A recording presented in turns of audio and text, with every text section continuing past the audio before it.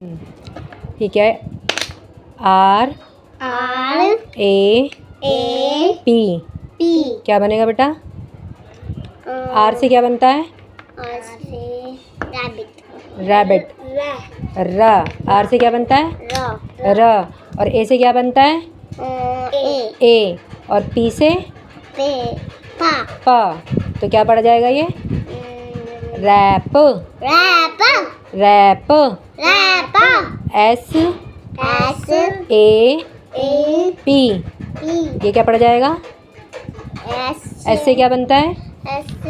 S four सा। और ए से क्या बनता है? ए। और पी से? पे। पी से? प।